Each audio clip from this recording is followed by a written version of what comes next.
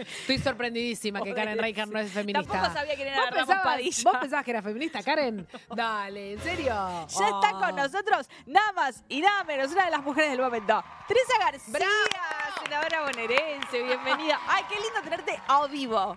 Diputada nacional electa, claro que sí. Hola, Teresa. Fue una de nuestras primeras notas. ¿En serio? En Rompan Todo. Es como un madrinazgo virtual que hay por ahí. Casi madrinazgo. Sí. ¿Cómo estás, Teresa? ¿Cómo te Bien, encuentran cansada, estos días? Cansada, muy cansada, yéndome a La Plata. Hice un alto para estar con ustedes y de muchas aquí me voy a La gracias. Plata al escrutinio definitivo que comenzó hoy 8:30 de la mañana con la ceremonia oficial y ya comenzó el recuento. Puedo decir que de los votos a descontar, La Plata, contando la mitad de las mesas, ya había descontado, había sumado 107 votos más para nuestra fuerza, así que vamos despacio a mirar cada uno de los distritos, a ver qué pasa. No sé si se va a poder modificar un casi 50.000 votos con este sistema electoral, además. Pero Asterisco ahí, ¿no? estamos dispuestos a discutir cada uno de los votos. ¿Cómo viste la elección ya con la aplicación de la boleta?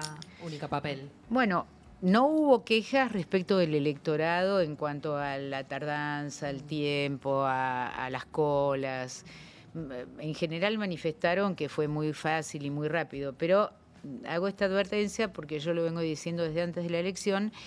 Me parece que el nudo de la cuestión va a estar justamente en el traspaso de datos desde los puntos informáticos que tuvieron en las escuelas o en el correo a el correo y a la expresión de Indra, que es esta empresa privada de exposición de los datos. Y esto lo vamos a advertir ahora en el escrutinio definitivo, ¿no? Claro. Te escuché ayer, creo que estuviste en el destape con Sí. Noé y Gaby. Sued. Sí. Y la verdad, más allá de que fueron resultados sorpresivos, nadie la vio venir, ni Milei, ni nadie la vio venir. Ni el propio o sea, presidente ni el propio diciéndolo él presidente. mismo. Estoy sorpresa. Pero, no obstante, vos te referís a que no fue una mala elección del peronismo por el tiempo que hubo, por el debate previo, también una campaña muy teñida por internas, pero que el desempeño igualmente de la gente que fue a votar y eligió el peronismo. 40%, digamos, no es una cuestión menor. Si uno mira en rigor todos los años de legislativas de medio término, fue una de las, creo que fue la elección que más votos sacamos.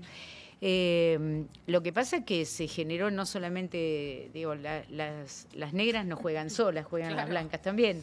Lo que se generó es un crecimiento que yo empecé a advertir el domingo al mediodía cuando hacía el seguimiento de presencialidad y se empezó a notar un crecimiento en la presencialidad muy fuerte en el interior de la provincia, muy fuerte.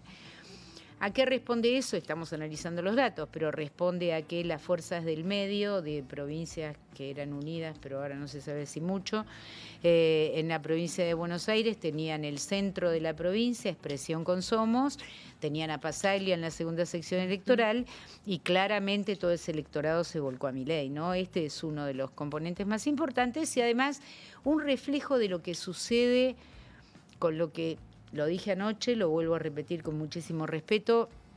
Yo no estoy de acuerdo con el desdoblamiento, nunca lo estuve, pero no es que no lo estoy en el gobierno de Axel, que lo planteó. Es por estrategia electoral. Es por estrategia electoral. Cuando intentó María Eugenia Vidal, que yo era senadora, también operar sobre el desdoblamiento de la provincia, que citó Mosca, en aquel momento presidente de la Cámara de Diputados, a Mar del Plata, a una reunión a los legisladores para aprobar esto, yo también me opuse. Claro. Porque yo creo que el peronismo es una fuerza, no creo, el peronismo es una fuerza nacional, concreta a nivel nacional. De nada sirve que se gane un concejal más o menos o un legislador más o menos provincial cuando la provincia es nación dependiente. Vos corregís las políticas desde la discusión nacional. Por eso incluso presenté un proyecto de concurrentes, porque yo creo que tienen que concurrir en un mismo día, en una misma elección, en una misma propuesta y en un mismo discurso, lo local, lo provincial y lo nacional. Eso es un proyecto nacional.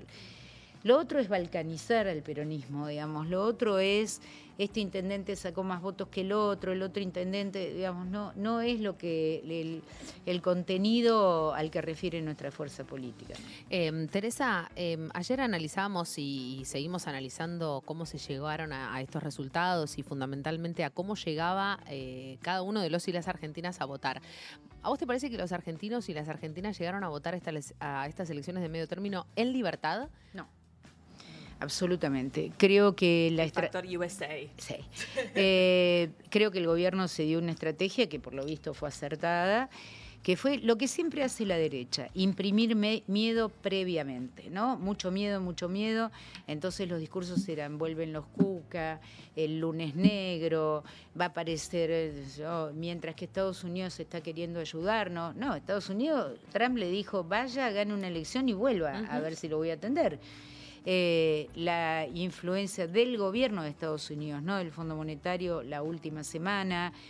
Me parece que crearon una imagen de si no me votan a mí, esto se hunde. Claro. Bueno, quiero darle una buena noticia. Lo votaron a él, pero si vamos como estamos hasta ahora, con este anuncio de reforma laboral, el anuncio de la reforma previsional, viendo ya finito lo que es la reforma laboral, señor, así nos hundimos. Además, con este nivel de deuda que tenemos, no hay cristiano que pueda gobernar en este país. Teresa, y en relación a esto, digo, siguiendo con el eje de análisis de si se votó en libertad o no, que vos decías que no, entonces, claramente vos sentís que hubo, más allá del miedo, esperanza en el votante que fue a buscar gente, yo creo que la sociedad sabe, lo vive diariamente, que está mal. El 50% de las familias de este país está endeudada como núcleo familiar. No es una cuestión menor. Es la vida cotidiana de todos nosotros. Total. Y además desde lo político también hay que poner lo que para mí es uno de los ejes principales. Ellos decidieron dar una batalla el 7 de septiembre y una hora con Cristina presa, que no es una cuestión menor. No. Por algo ella definió que iba a ser candidata en la provincia de Buenos Aires, encabezar la lista de la tercera, porque tiene una mirada sobre el inmediato muy importante. Y ella sabía lo que iba a pasar. Además, el hecho de estar presa y no poder hacer campaña, no es que solamente influye en la tercera o en la provincia, influye en total del país, porque la provincia de Buenos Aires tiñe el país. Entonces, ahora hay otras facturas, como se dice ahora, otros pases, si bailó o no bailó. Señor, le voy a hablar a Daer. Usted es el secretario general de la CGT, es el presidente del triunviro, no sé cómo es la forma que tienen. ¿Cómo puede ser que haga crítica a que Cristina salió al balcón a saludar a la militancia, teniendo ya el proyecto de reforma laboral en la mano? ¿No le parece que hay una cosa más importante de la que ocuparse que criticar a que una dirigente política que está privada de la libertad y proscripta haga un saludo a su militancia esa noche? La verdad, y incluyo en esto los críticos de los gestos de Máximo en el escenario. Lo de los gestos, sí. Bueno, si tenemos que hacer política parándonos en la gestualidad de los dirigentes, vayámonos, porque hay que pararse en la gestualidad de Milei, de Karen Vázquez, de Virginia Gallardo. Entonces, viste, no me parece que la política se traduzca de esa manera. Y ayer hubo una andanada muy grande contra Máximo con el tema de lo gestual. Yo creo que lo gestual más importante de Máximo es cuando el peronismo lo necesita, él está. Como estuvo cuando lo amenazaron al gobernador Kicillof con intervenirle la provincia, ese episodio con Milei. Sí, mira, nos habíamos olvidado. Entonces, a mí me parece que hay una lectura errada, sesgada por distintos deseos o distintas voluntades, y me parece que nos vamos a equivocar nuevamente si hacemos las cosas de esta manera.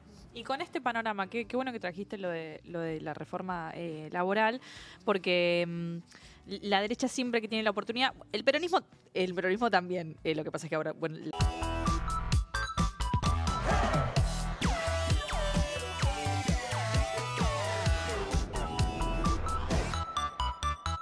cuestión de el freno a Milei, que fue buena parte de la campaña, no solamente del peronismo, de otras fuerzas también, pero esta cuestión de es tan avasallante lo que se viene del otro lado en materia de derechos, de poder perderlos, que es ahora el momento de poder frenar esas políticas. El tema con eso es que te quita todo el músculo creativo para pensar en otras cosas. Yo me gustaría saber también qué proponés vos y cuál puede ser la propuesta de la CGT, por ejemplo, de su reforma laboral. ¿Cómo nos podemos modernizar si justamente es un lugar que represente a los trabajadores? Vos, a partir de ahora, con este resultado de las legislativas, las midterms, ¿cómo ves el panorama hacia adelante, teniendo en cuenta estas por ejemplo, por lo menos estas dos reformas importantes, la laboral y la previsional? Bueno, primero, mirando los títulos, porque tengo el proyecto que me lo mandaron esta mañana, no lo leí todo, obviamente, pero teniendo los títulos, nada indica que esta reforma laboral sea en beneficio de los trabajadores. No estamos sorprendidas, Teresa. Es en beneficio claramente de los empresarios y de futuras inversiones que no se sabe si llegarán. Sí hay una afectación directa sobre los trabajadores. Yo creo que esto hay que discutirlo como se discutió el acompañar el endeudamiento con el fondo en la época de Alberto Fernández. Sí. Hay que discutirlo profundamente en el bloque y lo que tiene que resultar es que el bloque tenga una única conducta. Porque Máximo en aquel momento se plantó fuerte contra el acuerdo con el fondo y fundamentó por qué. Y bueno, otra vez la minucia política, el barro político hizo que se quisiera desdibujar esa como que actitud. no se termina de entender. ¿Y por qué va en contra? Exacto, del gobierno nacional y del ministro de Economía. Bueno, porque íbamos a terminar como íbamos a terminar. Claro. Entonces me parece que frente a esta discusión hay que sentarse con la CGT, hablar con la CGT, cuál es el proyecto de ellos.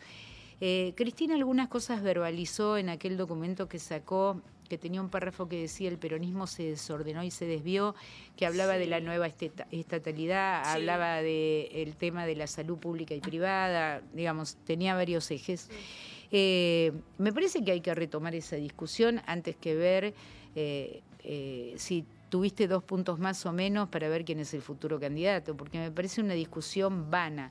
Si nosotros no logramos volver a representar lo que decimos representar en los trabajadores, en la gente, en la comunidad. ¿Faltó eso en la campaña, Teresa, la narrativa peronista? Sí, yo creo que sí, porque... Sería una autocrítica hoy.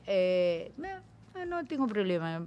Yo digo, después seguramente me sacudan o alguno me sacude, pero creo que el sumar fuerzas no es un activo para el peronismo, digamos. Me parece que el activo del peronismo histórico es poner las cosas donde están, ¿no? Este gobierno funciona en contra de los trabajadores, funciona en contra de los sectores sociales, funciona en contra de la medicina pediátrica, lo hemos visto con el Garrahan, y plantear una propuesta, porque el problema es que la gente necesita saber, bueno, si yo no voy ahí, porque yo voy a votar ahí enojado o enojada, porque este hombre no me gusta, pero no tengo alternativa. Entonces, digo, al peronismo lo que tiene que hacer es agotar la discusión para crear la narrativa peronista y decir, hacia el 27 la proa del barco va para acá. Y en todo caso, después en el 27 que se discuta electoralmente, pero con propuesta concreta, ¿no? Esto sí me parece que ha sido un déficit de nuestra campaña, sí. Claro. Por otro lado, te vamos a llevar a otro tema, ahora. pero que sí, muy interesante.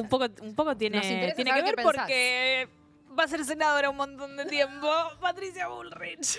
Bueno, se aseguró que no la saquen. Mira la cara. Yo la tuve de compañera diputada mucho tiempo. ¿La tenía cerca? No. El otro día circulaba una foto de ella con Elisa Carrió. Mira, ¿te acordás? La tuve cuando ganó el Grupo A, no sé si ustedes se acuerdan, que ella se convirtió en la secretaria parlamentaria del Grupo A y yo era la secretaria parlamentaria del peronismo, así que tuvimos nuestros... ¿Cómo es Patricia cuando habla? Porque, bueno, la escuchamos hablar como ministra. De diputada no me la acuerdo tanto. No, sí, algunas intervenciones tuvo. No eran tan extensas. Sí. Eran más cortitas. Concisas, sí. Concisas. Y además duró, lo del Grupo A duró desde diciembre, que asumieron con una mayoría particular, hasta julio del año siguiente. No duró mucho, ¿no? Claro. Bueno, vos sabés que hace poco ella se refirió sobre muchísimos temas. Habla de todo en Ella general. Sí, no sé. Muy versátil, Sí, es se muy anima versátil. a instalar agenda. Pero de uno de los temas que no se la ha escuchado hablar tanto, bueno, ayer en la Comisión de Presupuesto de Hacienda defendió su gestión, una gestión muy represiva. Hay que ver cómo sigue. Calculo que Alguien me parece que se iba a profundizar el modelo. va a continuar con esa profundización del modelo, aunque no sea ella la que encabece el ministerio. Pero hace poco, en Carajo, días antes de la elección, se refirió, bueno, en el último tiempo, la verdad que los medios se llenaron de títulos sobre femicidios y femicidios cada vez más crudos, ¿no? Hace poco tuvimos el caso de violencia de género de Lourdes, la ex bandana. El triple femicidio. El triple femicidio que justo entró en la temática narco, cuando estaba lo de Fred Caso Libra Machado. también.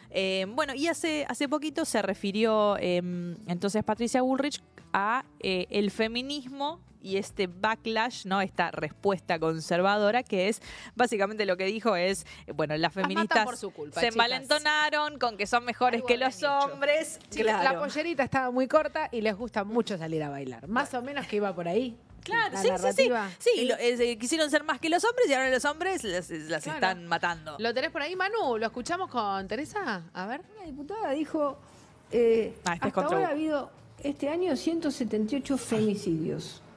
¿Sabes cuántas mujeres murieron en el primer semestre por cualquier tipo de situación? Homicidios De este en año. ocasión de robo. 126. Y ella me viene a decir que hay 178 femicidios. En realidad, lo que no pueden aceptar es que un gobierno liberal haya bajado los femicidios mucho más que con toda la estructura, el aparato, los ministerios, el presupuesto que tenían, porque nosotros vamos en serio a parar al delito y vamos en serio. ¿Que hay femicidios? Hay femicidios. Ahora, mucho menos.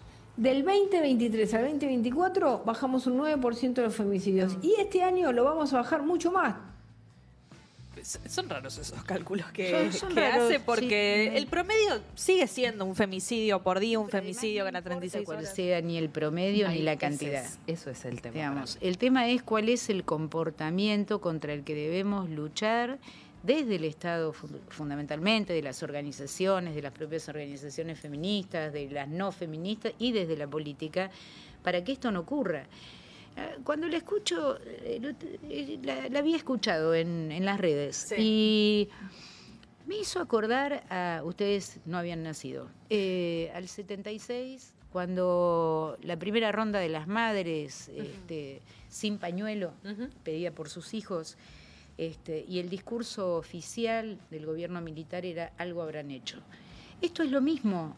Tiene Y a partir de ahí las locas de, ¿no? Claro, a partir de ahí las locas de las madres, siempre puesto en las mujeres, además en las mujeres de combate, en las mujeres que hacemos política, que Sí. siempre lo... Cristina, Sí. presa.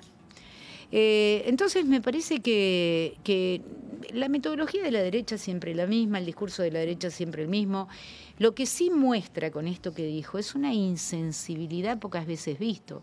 El caso de esta chica que la mató el marido a la madre y a ella, se Pablo llevó al Laurta. chiquito, Pablo Laurta. ¿Cómo se puede ser insensible a Y veces? el vínculo con Laja y Márquez, ¿no? Exactamente. Pero Sí. ¿cómo se puede ser insensible? Sí, con el discurso Claro, dicho la en narrativa que Uruguay. justifica- Por eso mismo. Exactamente. Entonces, acabamos con el Ministerio de la Mujer, acabamos con todos los programas de derechos de mujeres, La línea 144. acabamos con la 144 y además es lo mismo que hizo Vidal en la provincia. Exactamente lo mismo. Y entonces, ya que estamos, también acabamos con la noticia, porque este es el problema, que lo que quieren acabar es con que en pantalla aparezca nuevamente un caso de crueldad de un hombre que mata a su mujer o a su compañera o a quien sea por las razones que sea. Es un femicidio y el Estado tiene una responsabilidad. Es como la tiene con los suicidios de los jóvenes. También tiene una Absolutamente. responsabilidad. Sí, el tema también, Teresa, creo que en el análisis a grosso modo no es lo mismo que lo diga Nicolás Márquez o Agustín Claro. Laje, digo, para traerlo a colación, que lo diga una ministra de Seguridad. Entonces, bueno. ahí está también el kit de la cuestión, porque claramente, y debatimos, si querés, de la narrativa mileísta y de derecha, son esos relatos y esa violencia que está legitima que bajen de arriba para abajo. Exactamente. ¿No? La ministra estrenó con Chocobar, digamos, todas sus opiniones, el tema del fotógrafo Grillo, Pablo Grillo. Digamos, me parece que lo que hay es un intento de cambio del sentido común en el relato que tiene, en la narrativa que tiene La Libertad Avanza, tratar de modificar el sentido común, mirar de la puerta de la casa para adentro. No somos una conciencia colectiva, somos intereses individuales, porque además lo colectivo y lo comunitario reclama colectiva y comunitariamente y es mucho más fuerte que el individual. Me parece que lo que van es en tránsito a querer cambiar absolutamente el sentido común. Espero equivocarme. Si insisten con la reforma laboral, creo que, como dicen en el barrio, le va a salir el tiro por la culata. Porque por más que haya la mitad del país con trabajo en blanco y trabajo formal, la mitad del país que no lo tiene no va a ser solidario con quebrar el sistema de defensa de los trabajadores. Así que me parece que ahí En le contra van a de este errar. argumento, bueno, es una reforma de hecho. Sí, pero eso no quiere decir no vamos a perder más. Exactamente. Claro. Yo creo que ahí se van a equivocar. Contagianos ese optimismo, Teresa. Sí, Necesitamos tu optimismo en ese debate. Mirá que uno viene de... Sí. Pero sin embargo lo mantiene, porque además, como decía alguien, no, nada se hace sin alegría, hay que tener un poco de optimismo para adelante. Y en respuesta a eso decir, comparado con lo que sucedió con el voto en el tema del Fondo Monetario, creo que el bloque, que hoy va a tener 99 diputados, tiene que tener la capacidad para discutir internamente, tener una posición única, Claro. para lograr alianza con otros sectores políticos que piensen parecido respecto de esto, porque lo primero que te van a decir, que es lo que dicen en todas las legislaturas, primero pónganse de acuerdo ustedes y después véngannos a buscar. Claro. Que es esa grieta que permite que algunos se disfracen un día de una cosa, otro día de otra. Y yo creo que hay que exhibir muy claramente todas las... cambio de camisetas. Exactamente. Sí, creo que hay que exhibirlo. Y alguien dirá, pero no se puede ser comisario, no se puede... Sí, se puede. Nosotros hemos visto cómo en la elección del 23 pasamos de 14 gobernadores a manos del peronismo a tener 4 por el desacople de los gobernadores. Pero ese desacople tenía un sentido, que era poder jugar con esas bancas a favor de La Libertad Avanza. Claro. Y por eso tenemos la ley bases. Entonces a mí me parece que hay que ser serio. Si uno entró por una boleta de una bancada, tiene que rendir a la bancada. No hay posibilidad de actitudes personales. La banca, lo voy a discutir hasta el último día de mi vida, no es de las personas, no es nuestra, es del partido. Claro. Y bastante que vamos a una elección, que yo lo digo de mí, no quiero decirlo de nadie más, pero uno no se siente absolutamente legitimado con Cristina presa y imposible de competir. No estamos legitimados. La principal dirigente de la oposición presa, digamos, así que tenemos que rendir homenaje a la situación en la que fuimos a una elección. Y por eso hay que decir las cosas donde hay que decirlas. Y no hay que ponerse colorado. Peor es tapar con parches situaciones que hemos vivido desde hace 2 años y que hoy nos tienen como nos tienen. Teresa, te traigo un poquitito solamente de vuelta al tema de las elecciones, a ver si entendí bien. Hay una lectura de que este desdoblamiento terminó funcionando como una paso, Sí. porque como que alerta a los que no fueron a votar el 7 de septiembre, guarda que el peronismo está ahí ganando, entonces vamos a votar a La Libertad Avanza, y ahí hay como una pérdida o transferencia de votos de un lado al otro.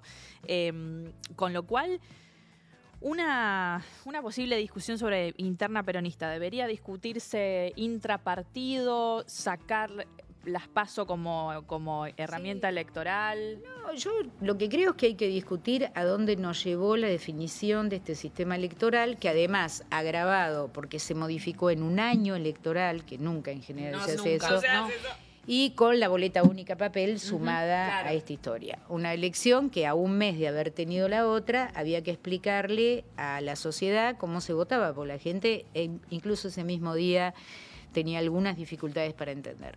Más allá de la efectividad del instrumento, como es la boleta única papel, lo que creo son las oportunidades políticas donde uno discute estas cosas.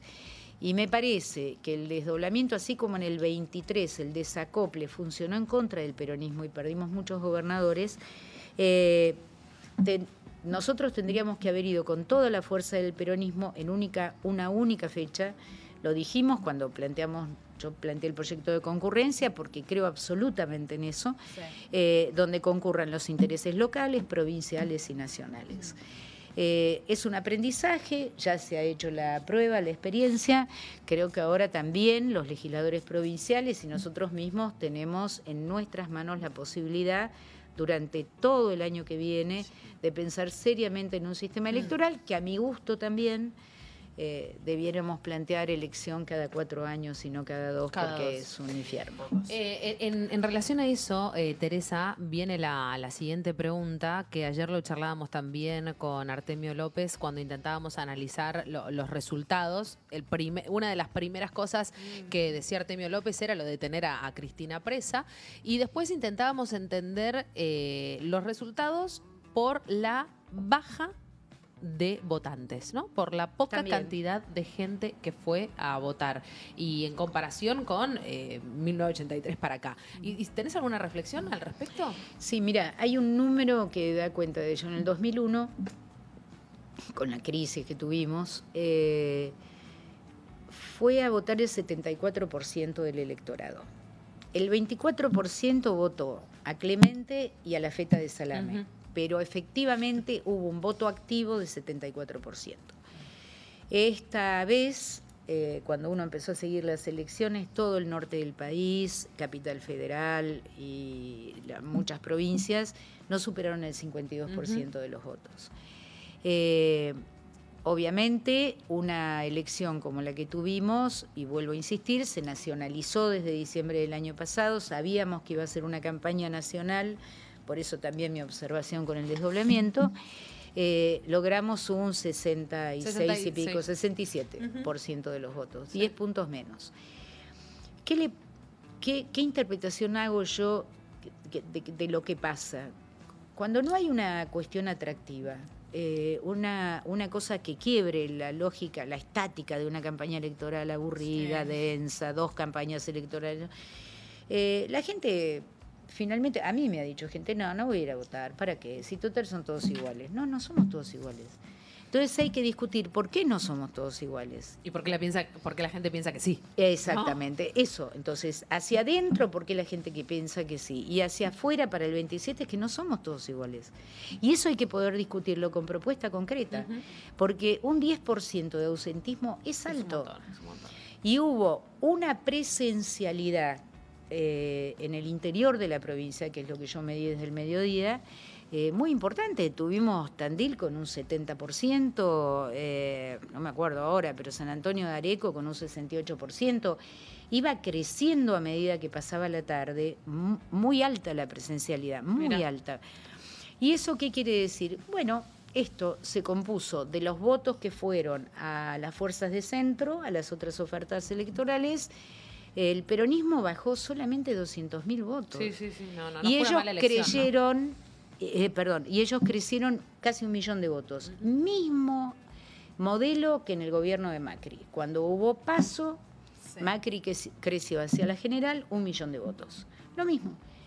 Porque aparecen... Después ya sabemos lo que pasó, ¿no? Las fuerzas del mal, digo yo, hacen sus estragos y empiezan a dibujar un futuro tenebroso a manos del peronismo. No les funcionó kirchnerismo nunca más, pero les funcionó la libertad avanza o Argentina retrocede. Y en eso metido Trump. Bueno, pero es más o menos.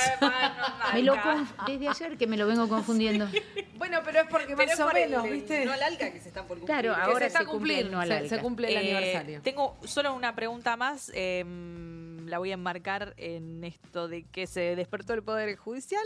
Está con absolvieron a Macri, absolvieron a Sturzenegger, ¿En qué andan, condenan a perdidos? Moreno y rechazaron planteos de Cristina con ese clima en mente que me imagino que para la militancia debe ser la verdad muy difícil, ¿no? Ver cómo hay líderes que son tratados con un poder judicial que, bueno, a unos los absuelve, a Macri por la causa de del espionaje ilegal a las víctimas de Lara San Juan. ¿Cómo está Cristina? ¿Tenés contacto con ella? Sí, hablé con ella el domingo hasta altas horas de la noche. Una que la vio. No, mentira. Pero bueno, pero un poco sí. Digamos, no necesita abogado ni nadie que le haga marketing ni nada, digo, pero tiene una cabeza privilegiada, tiene capacidad para mirar el mediano y largo. Y aparte la panorámica, imagino no está viendo solo Argentina, no solo Estados Unidos, la macro. Está mirando la macro Sí. y es una mujer con una lectura permanente de la realidad global y local. Sí. Ella está bien, en la medida que se puede estar bien, no pudiendo pisar la vereda, digamos, pero está muy bien, está enterísima, discute con todo el mundo y me parece bárbaro. Porque Vengo a discutirlo todo. Es que tiene que discutirlo Sí. todo, e incluso con nosotros tiene que discutirlo todo. Estamos a la altura, no estamos a la altura, estamos haciendo las cosas que hay que hacer o no. Claro. Se tiene que pelear con nosotros también, yo creo eso. Pero está muy bien, estuvo muy atenta a la corrida de la elección el domingo, hasta las 11 de la noche más o menos. Nosotros ya teníamos el resultado previsto a las 7:30 de la tarde, pero no, yo la veo muy bien. Bueno, bueno, sigue siendo el líder de la oposición, capaz de Es que la líder escuchar de la un poco. oposición porque dejemos que pasen 2 meses, como digo yo. Y ojalá no pase, porque yo no quiero que nos vaya mal, todo lo contrario. Ojalá no pase, pero no hay destino con esto. No hay destino con esta deuda, no hay destino con esta dependencia. Yo te escuchaba recién, ¿no? La Corte despertó al lunes siguiente de la elección haciendo una listita de favores. Qué casualidad. Bueno, a ver, qué casualidad. Te vamos a hacer un favor. Yo pensaba hoy cuando venía para acá, ¿qué pensarán los familiares de Lara San Juan? Tremendo. ¿Dónde está la justicia? ¿Dónde el máximo organismo de justicia nacional opina de esta manera? Cargar nuevamente sobre un compañero como Moreno, como Guillermo Moreno, da más la sensación de venganza postelectoral y de liberación de los naturales líderes de la Corte, porque todos sabemos que no es cierto que Milei la metió presa a Cristina, la metió Macri, y esto lo sabemos todos. Entonces, que Pero no se cómo haga se le los... escapó la otra vez, ¿no? Sí, pero se le escapa porque quiere Yo la metí presa. que no infle el pecho y no se haga los rulos, porque no fue él, fue Macri. Y todos lo sabemos, porque tiene que ver con Lago Escondido, todos ya sabemos cómo es. Digo, ahora, qué fenómeno, ¿no? ¿Qué sentirán el corazón hoy los familiares de aquellos que murieron en el Que los fondo? escuchaban. Que tenían todos los argumentos que ellos estaban preparando para después usarlos en su contra. Entonces digo, si uno lo mira parcialmente, ¿qué sentido de justicia puede tener la gente que se ve afectada por el tema del Garraham cuando ve que el presidente dice, bueno, yo te lo voy a promulgar, pero no te voy a dar un peso? Hasta que vos me digas de dónde sacarlo. Claro, y la política universitaria lo mismo, digamos, si uno lo empieza a mirar por sector, ¿dónde cree la sociedad que está la justicia? Seguramente en la Corte no. Y también hay que advertir que en una oportunidad quisieron sacar un fallo, Rosenkrantz fundamentalmente, del 2x1. Y no hizo falta que los partidos políticos convocaran. Hubo una salida masiva de la sociedad a oponerse. Esa fue mi primera marcha, vos sabés. ¿Ah, sí? Despertó mucha gente. Maravilloso. Porque no hizo falta ni que convocaran los partidos políticos. Nadie se pudo arrogar esa enorme movilización. Entonces, tiran de la cuerda, y como siempre va a haber algún sector o algún factor en la sociedad que despierte una sensibilidad que está adormecida por la realidad que vivimos, ¿no? Uno no le puede pedir a un trabajador que se levanta a las 5 de la mañana, no sabe si la sube la tiene con fondo o no la tiene con fondo, llega al trabajo, ahora le dicen que encima le van a contar 12 horas, no sabe cómo va a ser. Digo, no se le puede pedir activen rápidamente en la sociedad. Hay que esperar. Yo espero que no se equivoquen y que no afecten más a la sociedad que ya está afectada, porque uno camina por la calle, yo le miro la cara a la gente siempre. Entonces camino o en mi distrito, o donde sea, y lo que hay es una profunda tristeza en la cara de la gente. No, la gente está muy rota. Muy rota. Entonces, no se puede construir nada con un pueblo que no esté feliz, o por lo menos que no esté más o menos bien. No se puede construir con un pueblo que tiene la cabeza rota y lo amenazan todos los días con algo. Así que espero que no se equivoquen mucho. Yo no tengo esperanza en que este sea un modelo lindo y durable. Lindo terminar así.